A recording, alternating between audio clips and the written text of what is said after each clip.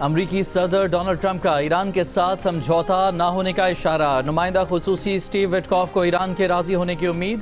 کابینہ اجلاس میں ٹرمپ نے ایران کو دھمکی بھی لگا دی کہ اگر جنگ بندی نہیں ہوئی تو ایران پر بے رحمی سے حملے کریں گے۔ اگر ایران جوہری خواہشات سے دستبردار نہیں ہوا تو یہ جنگ ان کے لیے ڈراونا خواب ثابت ہوگی۔ ایرانیوں کے پاس جنگ بندی کا موقع ہے، جو ہوگا دیکھا جائے گا۔ کابینہ ارکان سے گفتگو میں کہا کہ وہ ایران سے جلد سمجھوتا نہ کرنے کا فیصلہ کر سکتے ہیں۔ ایران سمجھوتے کے لیے بھیک مانگ رہا ہے لیکن نہیں لگتا کہ امریکہ ایسا کر پائے گا۔ اسٹیو وٹکوف نے بتایا کہ ایران جنگ کے خاتمے کا راستہ تلاش کر رہے ہیں۔ امریکہ امن معاہدے کے لیے 15 نکاتی تجاویز دے چکا، دیکھتے ہیں حالات کہاں جا کر رکتے ہیں۔ ایران کو قائل کر لیا تو اس سے اچھا کوئی متبادل نہیں۔ ایران کے قائل ہونے کے مضبوط اشارے مل رہے ہیں۔ ایران نے پاکستان کے پرچم لگے بحری جہاز آبنائے ہرمز سے جانے دیے۔ امریکی صدر کی تصدیق، ٹرمپ نے ایران کی طرف بھیجے گئے تحفے کے بارے میں بتا دیا۔ کابینہ اجلاس کے بعد میڈیا سے گفتگو میں کہا کہ ایران نے بتایا کہ مذاکرات کے لیے اپنی سنجیدگی کو ظاہر کرنے کے لیے خیر سگالی کے طور پر آبنائے ہرمز سے تیل کے 8 جہاز گزرنے دے رہے ہیں۔ ان کا خیال ہے کہ کچھ تیل بردار جہاز پاکستان کے جھنڈے والے تھے۔ ایران نے مجموعی طور پر 10 ٹینکر جانے دیے۔ 2 روز قبل ٹرمپ نے میڈیا سے گفتگو میں کہا تھا کہ انہیں ایران نے ایک مہنگا تحفہ دینے کا وعدہ کیا ہے، تاہم ٹرمپ نے تحفے کی تفصیل نہیں بتائی تھی۔ امریکی صدر ٹرمپ کی گفتگو میں ایک بار پھر پاکستان کے وزیر اعظم شہباز شریف کا ذکر، کہا پاکستانی وزیر اعظم بہت اچھے آدمی ہیں۔ پاکستانی وزیر اعظم نے یہ بھی کہا تھا کہ اگر ٹرمپ جنگ نہ رکواتے تو لاکھوں افراد مارے جاتے۔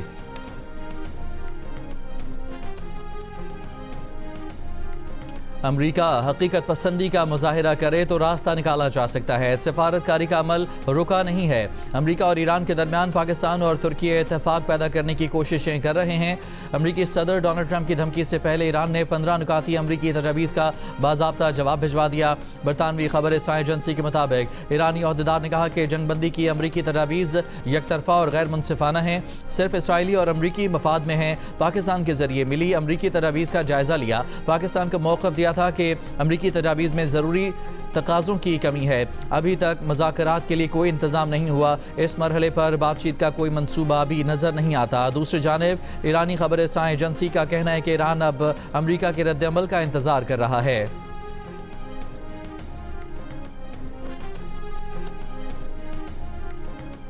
ایران نے امریکہ پر دوہرا معیار اپنانے کا الزام عائد کیا ہے۔ ایران کے وزیر خارجہ عباس عراقچی کا کہنا ہے کہ عالمی قوانین کو اپنے فائدے کے لیے استعمال کیا جا رہا ہے۔ امریکہ غزہ کی اسرائیلی ناکہ بندی کی حمایت کرتا ہے، سیکیورٹی کے نام پر غزہ میں امداد میں رکاوٹیں کھڑی کرتا ہے، لیکن وہی امریکہ آبنائے ہرمز میں ایران کے دفاعی اقدامات پر تنقید کر رہا ہے۔ امریکہ کی نظر میں اسرائیلی جارحیت درست ہے، لیکن جارحیت کے خلاف ایران کے دفاعی اقدامات غلط ہیں۔ یہ دوہرے معیار کے سوا کچھ نہیں۔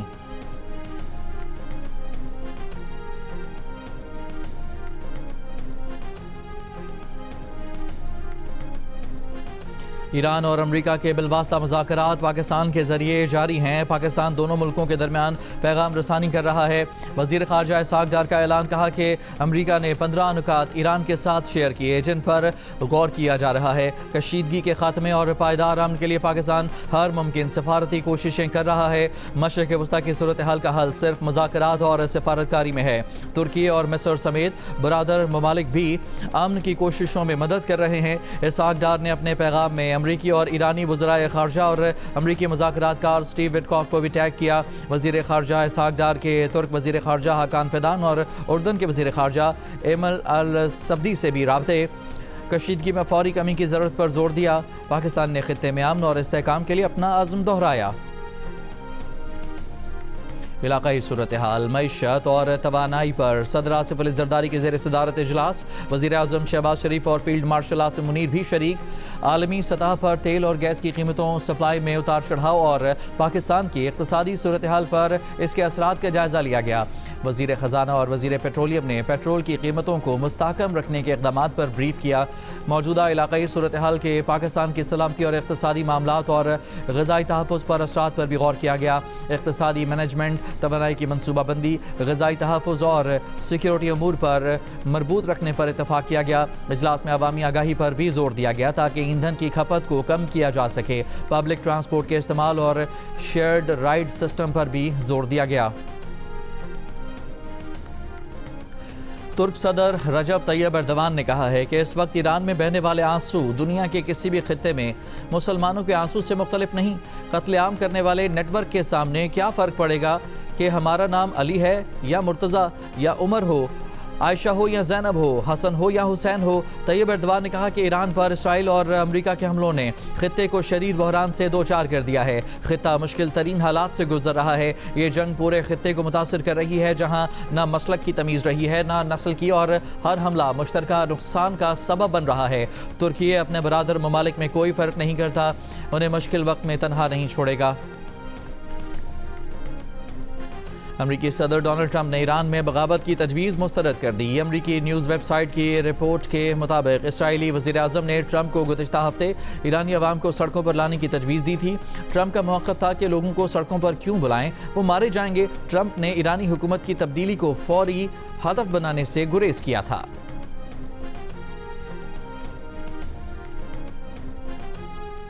امریکی صدر ٹرمپ کی ایران جنگ 4 سے 6 ہفتوں میں ختم کرنے کی خواہش۔ کہا جنگ کے باعث دیگر امور پر توجہ نہیں دے پا رہا۔ امریکی اخبار وال اسٹریٹ جرنل کے مطابق صدر ٹرمپ نے قریبی مشیروں کو بتایا کہ وہ ایران کے ساتھ جنگ طویل نہیں کرنا چاہتے۔ ٹرمپ سمجھتے ہیں کہ جنگ اپنے آخری مرحلے میں داخل ہو چکی ہے۔ وائٹ ہاؤس نے چینی صدر سے مئی میں بیجنگ سمٹ اسی بنیاد پر رکھی کہ جنگ اس سے پہلے ختم ہو جائے گی۔ صدر نے ایک ساتھی کو بتایا کہ جنگ دیگر ترجیحات سے ان کی توجہ ہٹا رہی ہے۔ امریکی اخبار نے مزید لکھا کہ یہ اندازہ لگانا مشکل ہے کہ ٹرمپ جنگ کے بارے میں کیا فیصلہ کریں گے۔ ٹرمپ پس پردہ کبھی سفارتکاری کو تو کبھی حملے بڑھانے کی طرف جاتے ہیں۔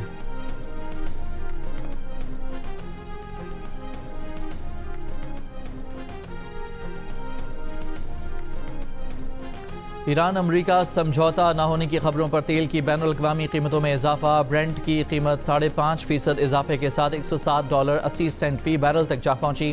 خام تیل کی قیمت $94.2 فی بیرل ہو گئی۔ گیس اور مٹی کے تیل کی قیمتوں میں بھی اضافہ۔ تیل کی عالمی منڈیوں میں ان اطلاعات کی بازگشت بھی رہی کہ ایرانی پارلیمنٹ آبنائے حرمت سے گزرنے والے جہازوں سے فیس لینے کا قانون منظور کرنے آنے والی ہے۔ دوسری جانب سونے، چاندی، تانبے اور کوئلے کی قیمت میں کمی دیکھی گئی۔ امریکہ اور اسرائیل نے 2 ایرانی رہنماؤں کو اپنی ہٹ لسٹ سے نکال دیا۔ پارلیمنٹ کے اسپیکر محمد باقر قالباف اور وزیر خارجہ عباس عراقچی شامل۔ امریکی اخبار کی رپورٹ کے مطابق اس اقدام کا مقصد مذاکرات کی راہ ہموار کرنا ہے۔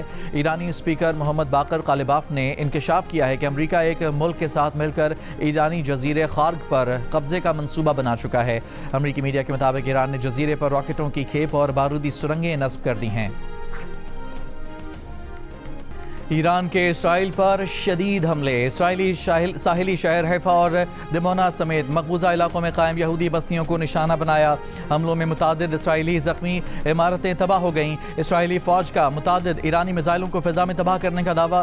حزب اللہ کے حملے میں اسرائیلی ایلیٹ فورس کے فوجی کی ہلاکت کا اعتراف۔ پاسداران انقلاب کے مطابق اسرائیل کے 70 سے زائد مقامات کو نشانہ بنایا گیا۔ امریکی اخبار نیو یارک ٹائمز کی رپورٹ کے مطابق خلیجی ممالک میں ایرانی حملوں کے باعث 13 امریکی اڈوں پر بڑی تباہی ہوئی، جس کے باعث امریکی فوجی ورک فرام ہوٹل پر مجبور ہو گئے ہیں۔ ادھر بحیرہ عرب میں امریکی طیارہ بردار جہاز USS ابراہم لنکن پر فلائٹ آپریشن کے دوران ایک نیوی سیلر زخمی ہو گیا۔ ایران نے دعویٰ کیا تھا کہ بحری بیڑے ابراہم لنکن پر حملہ اس نے کیا ہے۔ روسی میڈیا کے مطابق ایران کے فوجی ترجمان نے خلیجی ریاستوں کو کہا ہے کہ امریکیوں کو ان کے اڈوں سے نکال باہر کریں، ورنہ امریکی اڈوں کو مزید نقصان پہنچائیں گے۔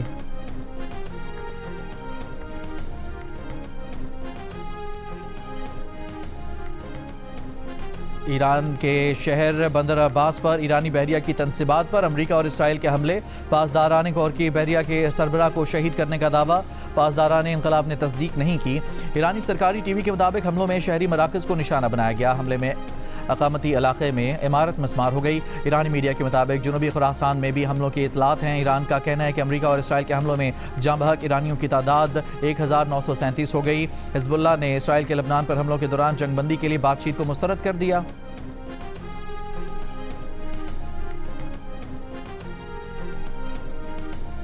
ابوظہبی میں میزائل حملے میں ایک پاکستانی شہری سمیت 2 افراد جاں بحق۔ پاکستانی سفارت خانے کے متاثرہ خاندان سے تعزیت۔ کہا پاکستانی شہری کی میت کو جلد وطن منتقل کرنے کے لیے اقدامات جاری ہیں۔ اماراتی حکام کا کہنا ہے کہ فضائی دفاعی نظام نے بیلسٹک میزائل تباہ کر دیا۔ میزائل کا ملبہ گرنے سے نقصانات ہوئے۔ سعودی عرب پر بھی ڈرون حملے۔ سعودی وزارت دفاع کا کہنا ہے کہ مشرقی صوبے میں 8 ڈرون تباہ کر دیے۔ دفاعی چیمپئن لاہور قلندرز کا PSL 11 میں فاتحانہ آغاز۔ افتتاحی میچ میں ایونٹ میں ڈیبیو کرنے والی ٹیم حیدرآباد کنگز مین کو بآسانی 69 رن سے ہرا دیا۔ لاہور قلندرز نے پہلے بیٹنگ کرتے ہوئے 6 وکٹ پر 199 رنز بنائے۔ پلیئر آف دی میچ فخر زمان نے 53 رنز کی اننگز کھیلی۔ حیدرآباد کنگز مین کی ٹیم آخری گیند پر 130 رنز بنا کر آؤٹ۔ حارث رؤف، سکندر رضا اور عبید شاہ نے 2 کھلاڑی آؤٹ کیے۔ ایونٹ میں آج کراچی کنگز اور کوئٹہ گلیڈیٹرز کے درمیان میچ ہوگا۔ مقابلے جیو سپر اور ڈیجیٹل ایپ مائیکو پر براہ راست نشر کیے جا رہے ہیں۔ PSL کا افتتاحی میچ وزیر اعلیٰ پنجاب مریم نواز کی قذافی اسٹیڈیم آمد۔ میچ کے آغاز سے قبل دونوں ٹیموں کے ہمراہ ہونے والے قومی ترانے کی تقریب میں شرکت۔ چیئرمین PCB محسن نقوی اور پاکستان کرکٹ ٹیم کے سابق کپتان وسیم اکرم بھی موجود رہے۔ مریم نواز نے دونوں ٹیموں کے درمیان ہونے والا میچ بھی دیکھا۔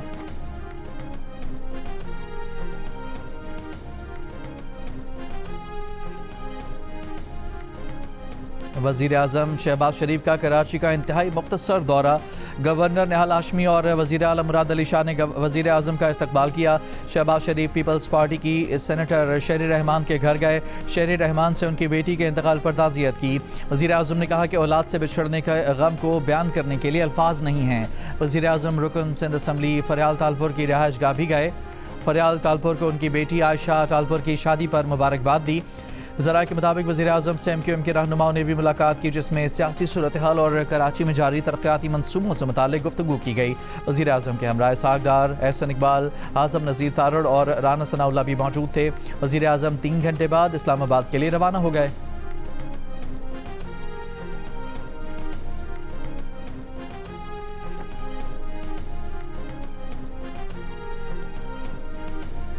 وزیر اعظم شہباز شریف سے ملاقات میں MQM کا 28 میں آئینی ترمیم لانے کا مطالبہ۔ MQM پاکستان کے وفد کی وزیر اعظم سے ملاقات کی اندرونی کہانی سامنے آ گئی۔ ذرائع کے مطابق MQM نے مقامی حکومتوں سے متعلق MQM کی مجوزہ آئینی ترمیم کو شامل کرنے کا بھی مطالبہ کیا۔ وفد نے کہا کہ خطے کی صورتحال دیکھتے ہوئے MQM کی مجوزہ آئینی ترمیم وقت کی اہم ضرورت ہے۔ ذرائع کے مطابق MQM کے مطالبات پر آئندہ ہفتے وزیر اعظم سے ایک اور ملاقات طے ہوئی۔ فاروق ستار نے گورنر سندھ کی تبدیلی پر بھی تحفظات کا اظہار کیا۔ وزیر اعظم نے گورنر سندھ کو کہا کہ MQM کو کوئی شکایت نہیں ہونی چاہیے۔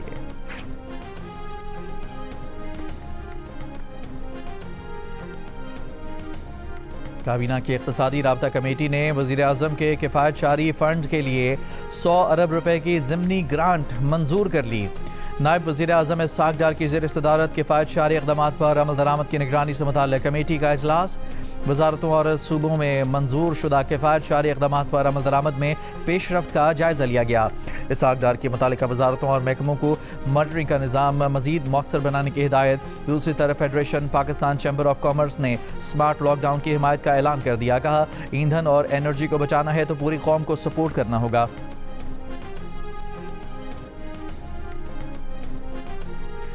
ورلڈ ٹریڈ آرگنائزیشن کی 14ویں وزارتی کانفرنس میں شرکت کے لیے وزیر مملکت خزانہ بلال اظہر کیانی کی قیادت میں پاکستانی وفد کیمرون پہنچ گیا۔ بلال اظہر کیانی کو WTO کی کمیٹی برائے زراعت کے لیے منسٹر فیسیلیٹیٹر منتخب کیا گیا ہے۔ وزارتی کانفرنس کے دوران بلال کیانی رکن ممالک کی قیادت سے ملاقاتیں بھی کریں گے۔ وفاقی آئینی عدالت نے کہا ہے کہ سپریم کورٹ سمیت تمام عدالتیں آئینی عدالت کا حکم ماننے کی پابند ہیں۔ وفاقی آئینی عدالت سپریم کورٹ کے واضح کردہ اصولوں پر عمل درآمد کی پابند نہیں۔ سپریم کورٹ کے جو فیصلے آئین یا قانون سے متصادم ہوں، آئینی عدالت وہ نظیریں ماننے کی پابند نہیں۔ آئینی تشریح کے لیے حتمی فورم سپریم کورٹ نہیں بلکہ وفاقی آئینی عدالت ہے۔ 18 سال سے کم عمر مسیحی لڑکیوں کی مسلمان لڑکوں سے شادی پر فیصلے میں عدالت نے کہا کہ چائلڈ میرج ایکٹ کے تحت کم عمری کی شادی پر سزا ہو سکتی ہے، نکاح ختم نہیں ہو سکتا۔ مسلمان مرد شرعی طور پر اہل کتاب خواتین کے ساتھ نکاح کر سکتے ہیں۔ لاہور کی رہائشی ماریہ بی بی نے اسلام قبول کر کے شہریار نامی لڑکے سے شادی کی تھی۔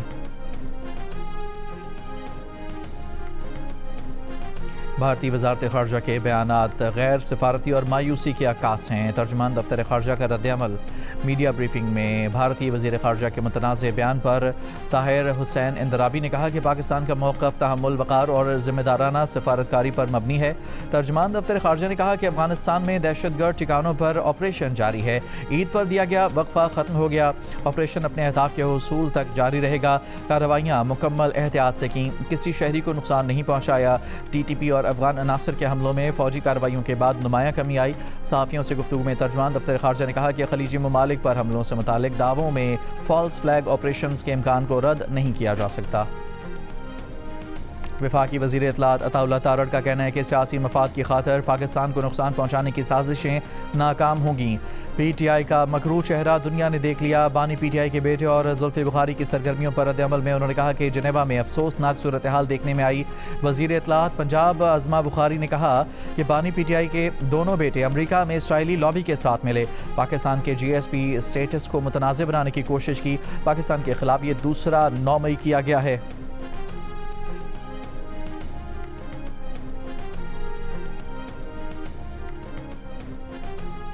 Chairman P T I barrister Gohar کا کہنا ہے کہ بانی پی ٹی آئی کے بیٹے غیر سیاسی ہیں، عطا تارڑ کے رویے کی مذمت کرتے ہیں۔ بانی پی ٹی آئی کے بچوں کا حق ہے کہ وہ اپنے والد کے لیے آواز اٹھائیں۔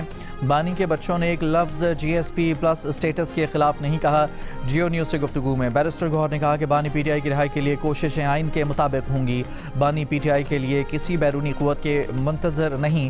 بانی پی ٹی آئی کے صاحبزادے قاسم خان نے کہا کہ وہ اپنے والد کی طرح پاکستان کے لیے جی ایس پی پلس اسٹیٹس کی حمایت کرتے ہیں، لیکن پاکستانی حکومت کو جی ایس پی پلس اسٹیٹس کے حصول کے لیے شہری اور سیاسی حلقوں سمیت حقوق سمیت ان 27 معاہدوں پر عمل درآمد کرنا ہوگا جس کا اس نے اس سہولت کے حصول کے لیے وعدہ کیا ہے۔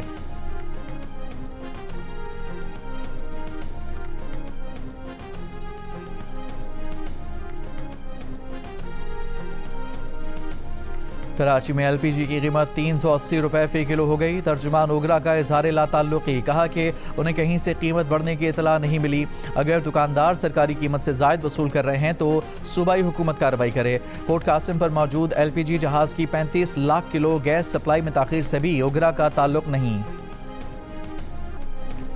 راولپنڈی پولیس نے تھانہ مندرہ کے علاقے گوڑا میں شادی کی تقریب میں ہوائی فائرنگ کرنے والی دلہن کو گرفتار کر لیا۔ پولیس کے مطابق دلہن کے پاس اسلحہ لائسنس بھی نہیں۔ خیبر پختونخوا، پنجاب اور بلوچستان کے مختلف شہروں میں بارش۔ کوئٹہ، چمن، قلعہ عبداللہ، پشین قلات اور نوشکی سمیت بلوچستان کے کئی شہروں میں طوفانی بارش اور ژالہ باری، کھڑی فصلیں، باغات اور املاک شدید متاثر۔ گوادر شہر کے مختلف علاقوں میں گلیاں اور سڑکیں پانی میں ڈوب گئیں، گھروں میں پانی داخل ہو گیا۔ پارا، چنار، کرک، جنوبی وزیرستان اور ہنگوس سمیت کے پی کے مختلف اضلاع میں بھی بارش۔ آزاد کشمیر میں بارش اور پہاڑوں پر برف باری۔ آج کراچی، جامشورو، دادو، قمبر، شہداد کوٹ اور جیکب آباد میں گرج چمک کے ساتھ بارش کا امکان۔ 28 اور 29 مارچ کو بھی کراچی میں بارش اور ژالہ باری کا امکان۔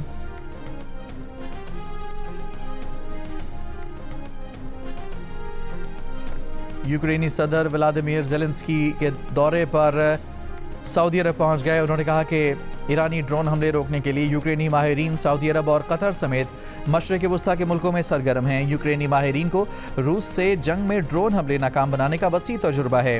ہم چاہتے ہیں کہ مشرق وسطیٰ کے ممالک بھی اپنے دفاعی نظام کے میزائلوں سے یوکرین کو مضبوط کریں۔ یوکرین کو فنڈز کی ضرورت ہے۔ یوکرین کی ڈیفنس انڈسٹری اپنی صلاحیت کے نصف پر کام کر رہی ہے۔ ہمیں مزید ڈرونز بنانے کے لیے پیسوں کی ضرورت ہے۔ آبنائے ہرمز کی بندش کے باعث بھارت کے مختلف شہروں میں پیٹرول، ڈیزل اور گیس کی شدید قلت۔ مہاراشٹر، مدھیہ پردیش، تلنگانہ، آسام اور حیدرآباد میں پیٹرول پمپس پر قطاریں۔ پولیس تعینات کر دی گئی۔ بھارت اپنی پیٹرولیم مصنوعات کا 50% آبنائے ہرمز کے راستے درآمد کرتا ہے۔ غزہ کے علاقے دیر البلح میں بے گھر فلسطینی کیمپوں پر اسرائیل کا حملہ، متعدد افراد شہید۔ اکتوبر میں سیز فائر کے باوجود اسرائیل کے جاری حملوں میں 680 فلسطینی شہید ہو چکے۔ چینی بحری جہاز داشنگ دو طرفہ بحری مشق کے لیے کراچی پہنچ گیا۔ پاک بحریہ نے پیپلز لبریشن آرمی کے جہاز کا استقبال کیا۔ سی گارڈین مشقوں کا مقصد دونوں بحری افواج کے درمیان آپریشنل ہم آہنگی کو فروغ دینا اور خطے میں امن و استحکام کے لیے مشترکہ عزم کو ظاہر کرنا ہے۔ مشقیں 2 اپریل تک جاری رہیں گی۔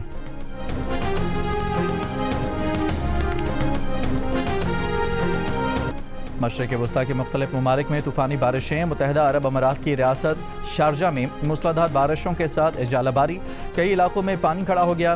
امارات کے محکمہ اوقاف نے لوگوں کو نمازیں گھر میں پڑھنے کی ہدایت کر دی۔ عمان میں سیلابی ریلوں کا راج، بپھرا پانی گاڑیوں کو بہا کر لے گیا۔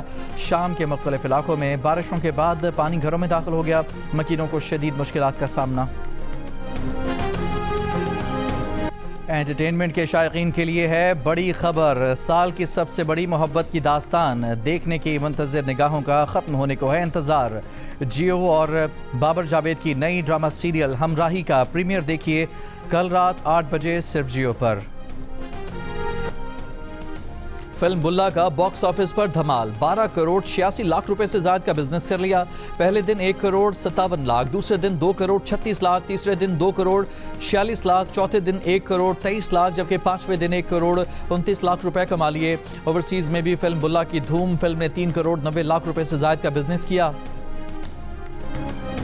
اور king of pop Michael Jackson کی زندگی پر مبنی فلم کا انتظار ختم۔ فلم مائیکل 24 اپریل کو باکس آفس پر دھوم مچانے کو تیار۔ شاندار میوزک، جذباتی کہانی اور ایک لیجنڈ کی زندگی، فلم کی جھلکیوں نے 80 اور 90 کی دہائی کے مداحوں کے ساتھ ساتھ نئی نسل کو بھی اپنا دیوانہ بنا دیا۔